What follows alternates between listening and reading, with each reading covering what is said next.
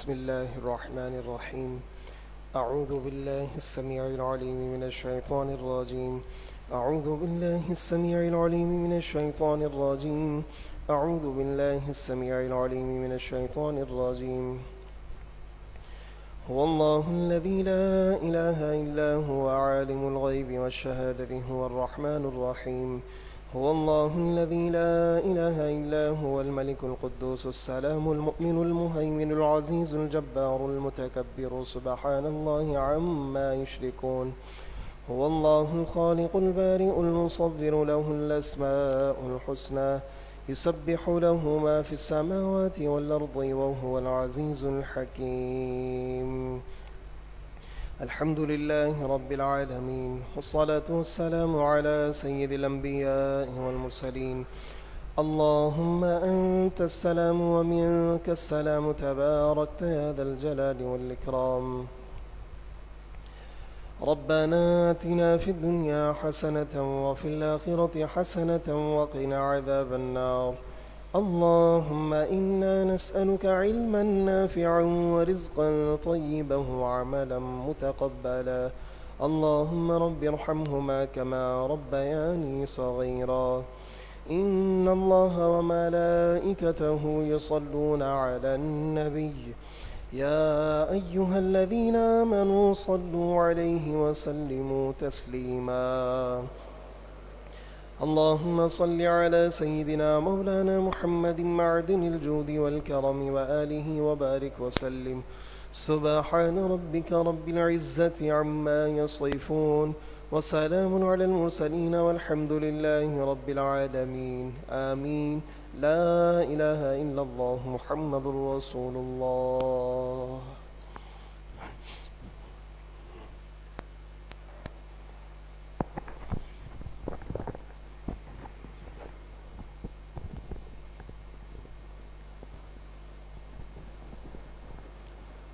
نحمده ونصلي ونسلم على رسوله الكريم.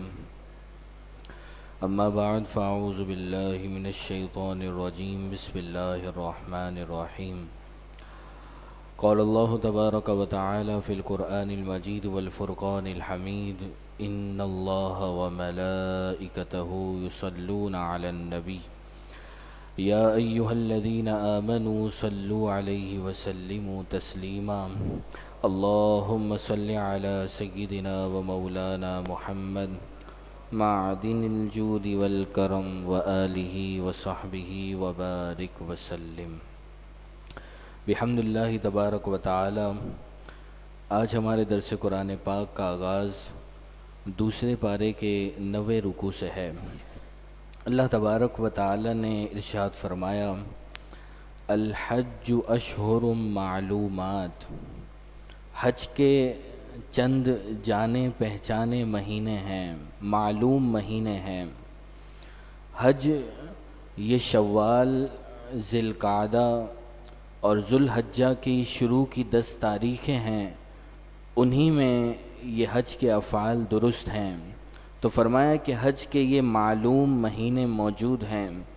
فمن فرض فیہن الحج، تو جو شخص ان مہینوں میں حج کی نیت کرے، احرام باندھ کر جو شخص حج کی نیت کرے گا، فلا رفث، تو وہ اپنی عورتوں سے صحبت کی باتیں نہ کرے، ولا فسوق، اور نہ کوئی گناہ کرے، ولا جدال فی الحج، اور نہ ہی حج میں کسی سے جھگڑے. اللہ تبارک و تعالی نے اگر کسی کو حج کی سعادت عطا فرمائی اور اس نے حج کا احرام باندھ لیا ہے تو فرمایا کہ 3 چیزوں سے اپنے آپ کو محفوظ رکھے. پہلی چیز فلا رفث، وہ اپنی عورتوں سے صحبت کی باتیں نہ کرے، ولا فسوق، کسی قسم کا گناہ نہ کرے، ولا جدال فی الحج، اور نہ کسی سے حج میں جھگڑے. یہ 3 چیزوں سے محفوظ رہنے کا کہا گیا. حضرت ابو ہریرہ رضی اللہ تعالیٰ عنہ سے روایت ہے، رسول اللہ صلی اللہ علیہ وسلم نے فرمایا کہ جس نے اللہ کے گھر کا حج کیا اور اس دوران نہ کوئی بیہودہ بات اس نے کی اور نہ گناہ کا ارتکاب کیا، فرمایا کہ وہ اس طرح گناہوں سے پاک ہو جاتا ہے جیسے اس کی والدہ نے اسے اسی دن جنا ہو۔ یعنی جب بچہ پیدا ہوتا ہے تو وہ گناہوں سے کس طرح پاک ہوتا ہے، تو فرمایا کہ کوئی شخص اس طرح حج کر لے کہ وہ 3 باتوں سے محفوظ رہے جو اس آیت کریمہ میں ذکر ہے، تو فرمایا کہ وہ اس طرح حج سے پلٹتا ہے جیسے اس کی والدہ نے اسے اسی دن جنا ہو۔ آگے فرمایا وَمَا تَفْعَلُوا مِنْ خَيْرٍ، تم جو بھی نیکی کرتے ہو یعلمہ اللہ، اللہ اسے جانتا ہے، وَتَزَوَّدُوا، اور تم سفر کا خرچ وغیرہ ساتھ لے کر چلو، فَإِنَّ خَيْرَ الزَّادِ، کیونکہ سب سے بہتر سفر کا توشہ زاد راہ التقویٰ، وہ تقویٰ ہے۔ فرمایا کہ جب تم حج کے لیے سفر کے لیے نکلو تو اپنے ساتھ سفر کا سامان ضرور رکھ لو، اور یہ بات یاد رہے کہ سب سے بہترین سفر کا توشہ زاد راہ وہ تقویٰ ہے۔ بعض لوگ حج کے لیے روانہ ہوتے تھے تو اپنے ساتھ سامان وغیرہ نہیں لے جایا کرتے تھے، بلکہ کہتے تھے ہم اللہ پر بھروسہ کرتے ہیں۔ تو فرمایا کہ ایسا نہیں ہے کہ تم خالی ہاتھ سفر کے لیے نکل چلو اور یہ کہو ہمیں اللہ پر بھروسہ ہے، بلکہ دوران سفر جن جن چیزوں کی ضروریات ہوتی ہیں وہ اپنے ساتھ ضرور رکھ لو، اور پھر سوال کرنے سے بچو۔ وَاتَّقُونِي يَا أُولِي الْأَلْبَابِ، اور اے عقل مندو مجھ سے ڈرتے رہو۔ اللہ تبارک و تعالی نے فرمایا کہ مجھ سے ڈرتے رہو، ہر معاملے میں یہ تصور اپنا قائم رکھو کہ مجھے اللہ دیکھ رہا ہے۔ لَيْسَ عَلَيْكُمْ جُنَاحٌ، تم پر کوئی گناہ نہیں، ان تبتغوا فضلا من ربکم، کہ حج کے دوران تم اپنے رب کا فضل یعنی اپنی روزی تلاش کرو۔ مسلمان یہ خیال کرتے تھے کہ جب بندے نے حج کی نیت کر لی ہے اور وہ حج کے سفر میں ہے تو اس دوران وہ کوئی تجارت نہیں کر سکتا، یہ عیب ہے۔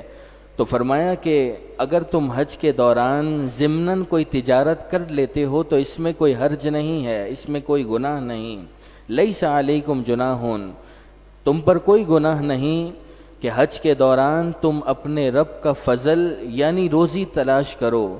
فَإِذَا أَفَضْتُم مِّنْ عَرَفَاتٍ، پھر جب تم عرفات سے واپس پلٹو، فَاذْكُرُوا اللَّهَ، تو اللہ کا ذکر کرو، عند المشعر الحرام، مزدلفہ میں مشعر حرام پہاڑ کے پاس۔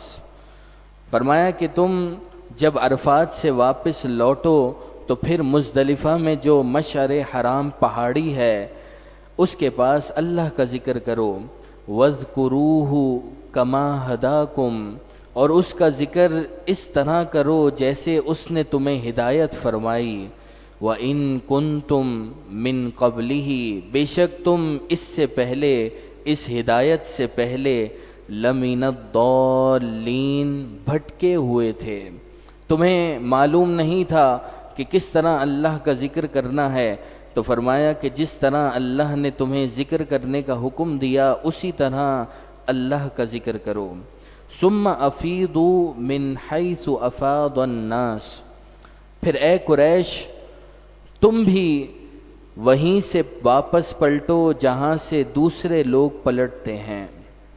قریش وہ مزدلفہ میں ٹھہرے رہتے تھے اور حاجی وہ عرفات میں جاتے تھے، اور جب حاجی عرفات سے واپس پلٹتے تو قریش ان حاجیوں کے ساتھ مل کر واپس آ جایا کرتے تھے، یعنی وہ عرفات کے میدان میں نہیں جایا کرتے تھے۔ تو اس آیت کریمہ میں فرمایا کہ اے قریش تم بھی میدان عرفات میں جا کر وہیں سے واپس پلٹو، من حیث افاض الناس، جیسے دوسرے لوگ پلٹتے ہیں۔ وہ یہ کیوں کیا کرتے تھے؟ وہ اپنی بڑائی سمجھتے ہوئے کہتے تھے کہ ہم عرفات نہیں جائیں گے، مزدلفہ میں ٹھہر جاتے تھے، لوگ آگے عرفات چلے جایا کرتے تھے۔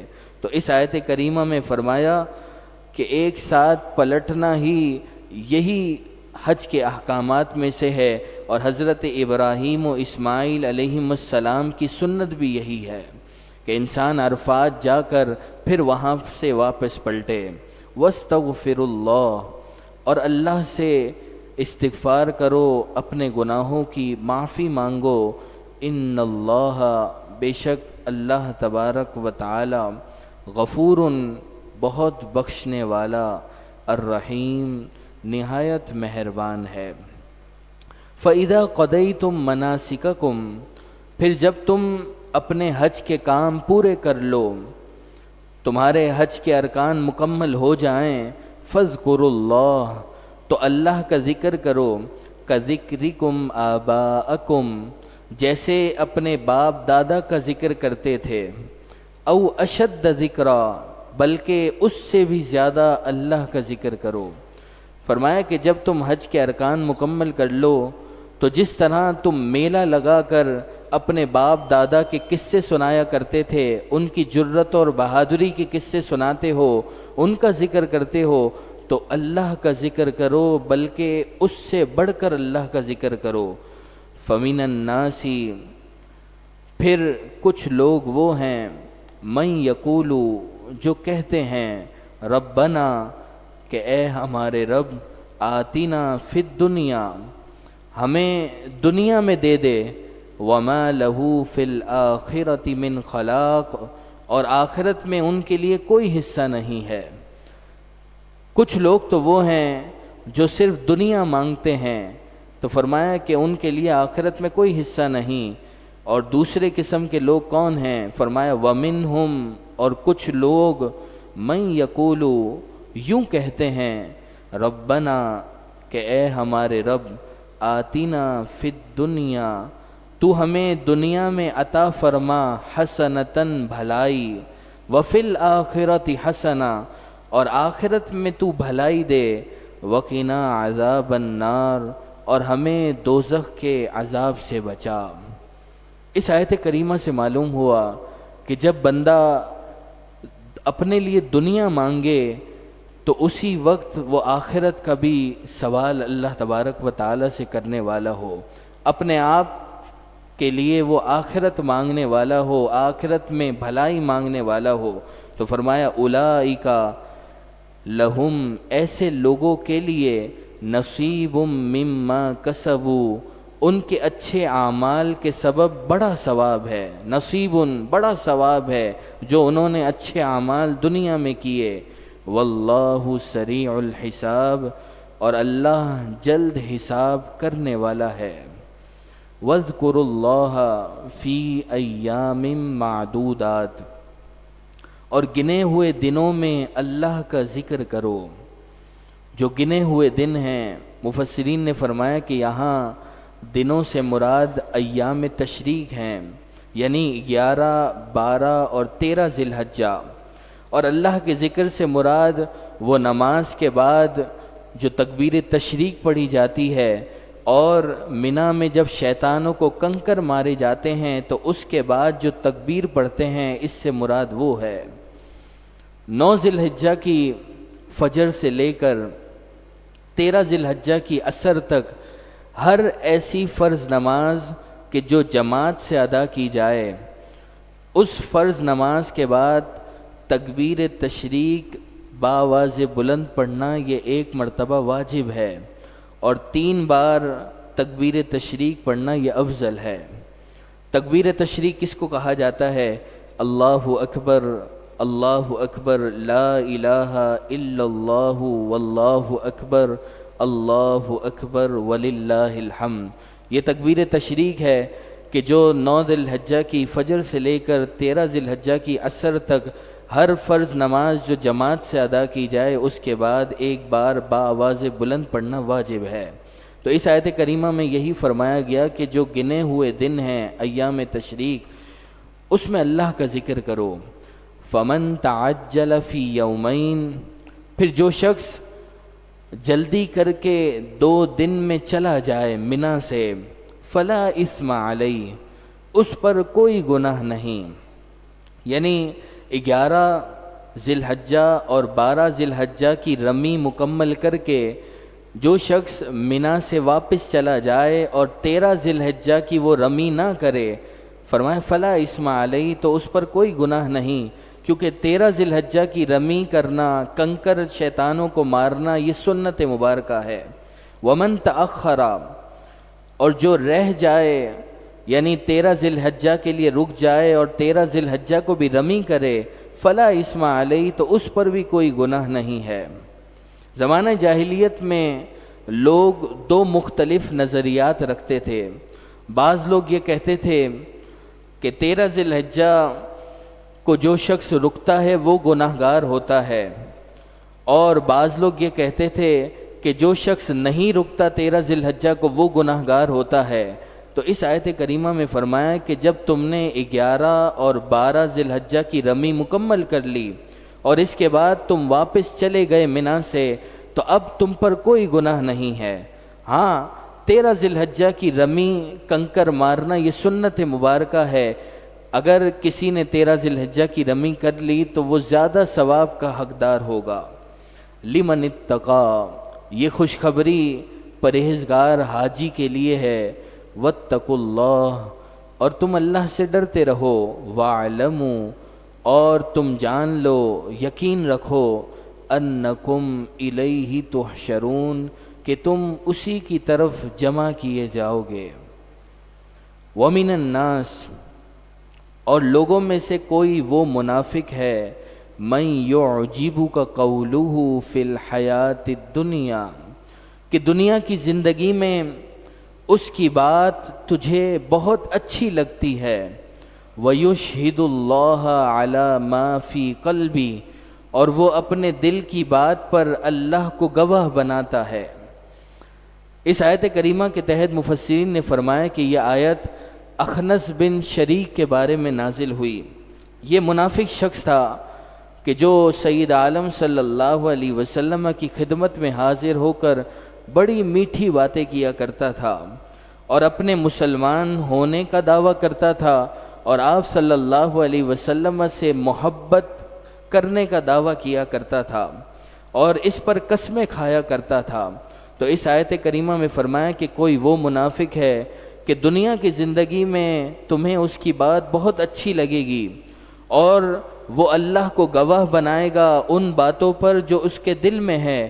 وَهُوَ أَلَدُّ الْخِصَامِ، حالانکہ وہ سب سے بڑا جھگڑالو ہے، سب سے بڑا جھگڑالو ہے کہ اس نے پیٹھ پیچھے فساد انگیزی مسلمانوں کے درمیان پھیلائی اور اس نے مسلمانوں کے مویشیوں کو ہلاک کر دیا اور ان کی کھیتی کو آگ لگا دی۔ فرمایا کہ یہ تو بڑا فسادی ہے۔ وَإِذَا تَوَلَّى سَعَى فِي الْأَرْضِ، اور جب پیٹھ پھیر کر جاتا ہے یہ منافق، لِيُفْسِدَ فِيهَا، کہ زمین میں فساد ڈالتا پھرتا ہے، وَيُهْلِكَ الْحَرْثَ وَالنَّسْلَ، اور کھیتی اور جانوروں کو ہلاک کرتا ہے۔ اس آیت کریمہ میں فرمایا کہ یہ منافق اگرچہ زبان کا بڑا میٹھا ہے، یہ محبت رسول کے دعوے بھی کرتا ہے، لیکن یہ سخت بڑا جھگڑالو ہے، یہ مسلمانوں کے جانوروں اور کھیتیوں کو تباہ کرتا ہے۔ واللہ لا يحب الفساد، اور اللہ فساد کو پسند نہیں فرماتا۔ وَإِذَا قِيلَ لَهُ اتَّقِ اللَّهِ، اور جب اس سے کہا جائے اللہ سے ڈر، اتق اللہ، اللہ سے ڈر، اخذتہ العزت بالاسم، تو اسے گناہ کی اور ضد چڑھتی ہے، وہ مزید ضدی ہو جاتا ہے گناہ میں۔ فحسبہ جہنم، تو اس کو جہنم کافی ہے۔ وَلَبِئْسَ الْمِہَادُ، اور وہ ضرور بہت برا ٹھکانہ ہے۔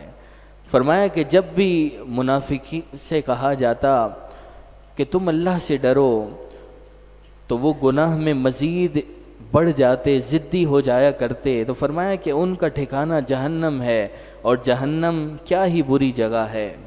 وَمِنَ النَّاسِ، اور لوگوں میں سے کوئی وہ ہے، مَن یشری نَفْسَهُ ابْتِغَاءَ مَرْضَاتِ اللَّهِ، کہ جو اللہ کی خوشنودی حاصل کرنے کے لیے اپنی جان بیچتے ہیں۔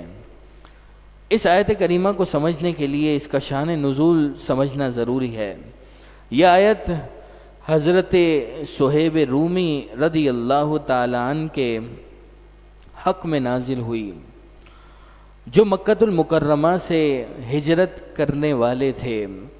انہوں نے یہ نیت کی کہ اب میں مکۃ المکرمہ ہجرت کروں گا، کفار کی اذیتیں بہت بڑھ گئی ہیں۔ جب وہ مکۃ المکرمہ سے ہجرت کرتے ہوئے نکلے، راستے میں مشرکین نے ان کا حصار کر لیا، انہیں گھیر لیا، اور مشرکین ان پر ظلم کرنا چاہتے تھے۔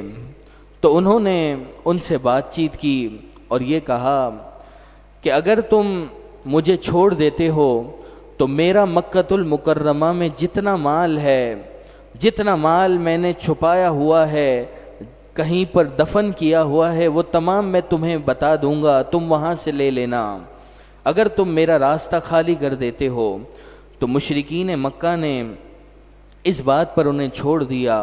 حضرت صہیب رومی رضی اللہ تعالی عنہ نے مشرکین کو اپنے تمام وہ مقامات کہ جہاں انہوں نے اپنا مال دفن کیا تھا، چھپایا تھا، وہ تمام چیزیں بتا دیں، سب کچھ بتا دیا، اور مدینۃ المنورہ پہنچ گئے۔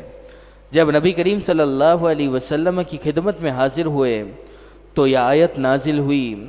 حضور اکرم صلی اللہ علیہ وسلم نے اس آیت کریمہ کی تلاوت فرمائی اور یہ ارشاد فرمایا کہ یہ جو تمہاری جاں فروشی ہے، جو تم نے اپنا سب مال اللہ کی رضا کے لیے دے دیا، یہ جو تمہاری تجارت ہے، یہ بڑی نفع بخش تجارت ہے کہ اللہ تبارک و تعالی نے اس کا ذکر قرآن مجید میں فرما دیا ہے۔ وَمِنَ النَّاسِ، اور لوگوں میں سے کوئی وہ ہے، مَن یشری، جو بیچتے ہیں، نفسہ، اپنی جان کو، ابتغاء مرضات اللہ، اللہ کی رضا چاہنے کے لیے۔ فرمایا واللہ رؤوف بالعباد، اور اللہ بندوں پر بہت مہربان ہے۔ اللہ تبارک و تعالی اپنے بندوں کی نیکیاں ضائع نہیں فرماتا۔ حضرت صہیب رومی رضی اللہ تعالی عنہ نے جب اللہ کی رضا کے لیے عمل کیا تو اللہ تبارک و تعالی نے یہ اعزاز دیا کہ ان کا ذکر قرآن مجید فرقان حمید میں فرما دیا۔ اس سے معلوم ہوا کہ کوئی شخص وہ جس قدر بھی نیکیاں کر لے، صحابی کے برابر نہیں ہو سکتا، کیونکہ حضرت صہیب رومی رضی اللہ تعالی عنہ نے نیکی کی، اللہ تبارک و تعالی نے وہ قبولیت کی مہر عطا فرمائے کہ اسے قرآن میں ذکر فرما دیا۔ یا ایھا الذین آمنوا، اے ایمان والو، ادخلوا فی السلم کافہ، اسلام میں پوری طرح داخل ہو جاؤ، اپنے آپ کو مکمل اسلامی بنا لو۔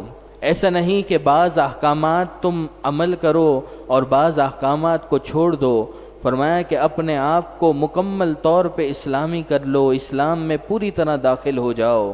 وَلَا تَتَّبِعُوا خُطُوَاتِ الشَّيْطَانِ، اور شیطان کے قدموں کی پیروی نہ کرو۔ خطوات الشیطان، شیطان کے قدموں کی پیروی نہ کرو۔ کیوں؟ اِنَّهُ لَكُمْ، بے شک وہ تمہارا عدو مبین، کھلا دشمن ہے۔ بار بار قرآن مجید فرقان حمید میں شیطان کو عدو مبین فرمایا گیا، یہ کھلا دشمن ہے، یہ تمہیں اپنی چالوں میں پھنسا کر، وسوسے ڈال کر تمہیں اللہ کی راہ سے دور کرنا چاہتا ہے، لیکن اے لوگو تم سمجھ جاؤ یہ تمہارا کھلا دشمن ہے۔ جس طرح انسان اپنے دشمن سے دور رہتا ہے، تو فرمایا کہ شیطان بھی کھلا دشمن ہے، یہ تمہیں صراط مستقیم سے دور کرنا چاہتا ہے، تو تم اللہ کے نیک بندوں سے قریب ہو کر شیطان کی کھلی دشمنی کرو۔ فَإِن زَلَلْتُمْ، فرمایا پھر اگر تم سیدھے راستے سے پھسل گئے، یعنی اسلام کے خلاف چلے، من بعد ما جاءتکم البینات، بعد اس کے کہ تمہارے پاس روشن دلیلیں آ جانے کے بعد، یعنی تمہارے پاس جب روشن دلیل آ گئی اسلام کی، قرآن مجید فرقان حمید تمہارے سامنے آ گیا، صراط مستقیم کی راہ واضح ہو گئی۔ فرمایا فَإِن زَلَلْتُمْ، پھر اگر تم پھسل گئے، پھر اگر تم اسلام کے خلاف چلے، فَاعْلَمُوا، تو جان لو، ان اللہ عزیز، اللہ بہت غالب، حکیم، بڑی حکمت والا ہے۔ اللہ تبارک و تعالی تو تمام اعمال سے واقف ہے، باخبر ہے۔ هل ينظرون، کیا وہ اسلام کے مخالفین اسی انتظار میں ہیں، الا ان یأتیہم اللہ، کہ اللہ تبارک و تعالی ان کے پاس عذاب لے آئے، فی ظلل من الغمام، چھائے ہوئے بادلوں میں۔ فرمایا کہ کیا وہ کفار اسلام کے مخالفین اسی انتظار میں ہیں کہ ان کے پاس چھائے ہوئے بادلوں میں اللہ کا عذاب آ جائے، والملائکہ، فرشتے اتریں، وقضی الامر، اور فیصلہ کر دیا جائے؟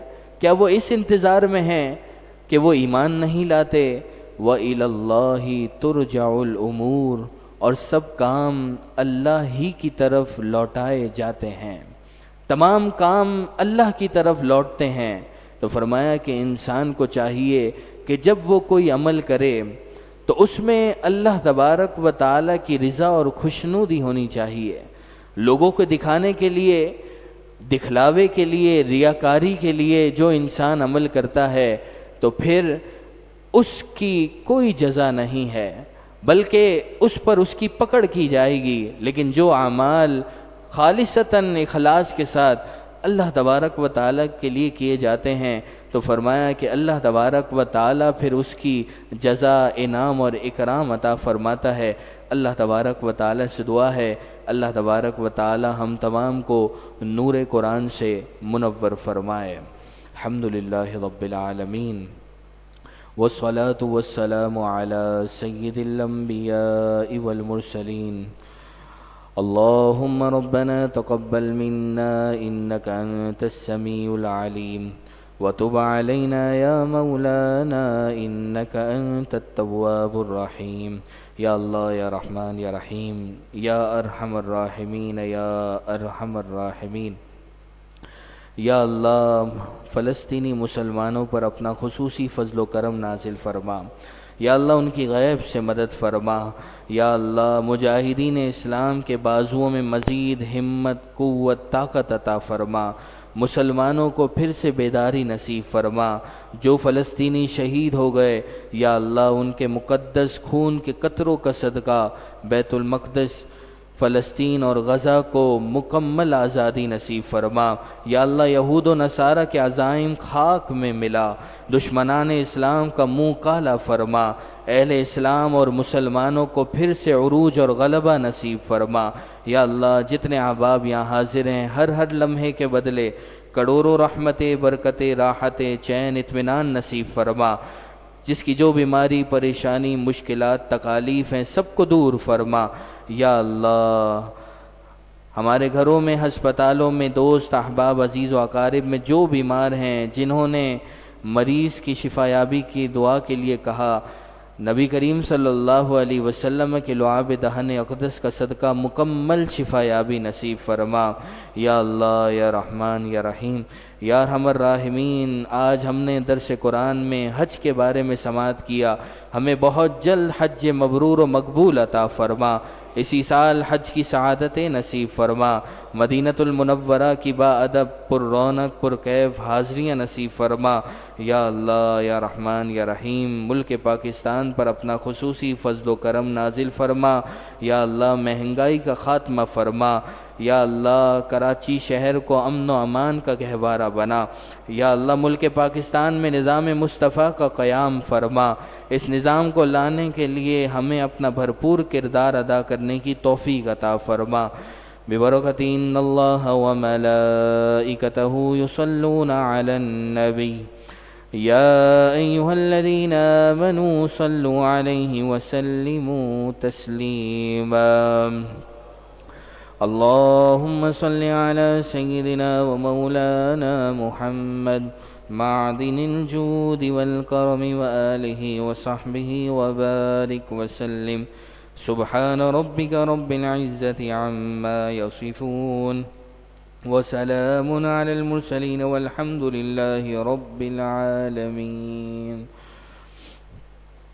مولاي صل وسلم دائما أبدا على حبيبك خير خلق كلهم يا ربي بالمصطفى بلغ مقاصدنا يا ربي بالمصطفى بلغ مقاصدنا واغفر لنا ما مضى يا واسع الكرم. مولاي صل وسلم دائما أبدا على حبيبك خير الخلق كلهم. یا اللہ یا رحمان یا رحیم یا ارحم الراحمین یا ارحم الراحمین، درود و سلام کا صدقہ وسیع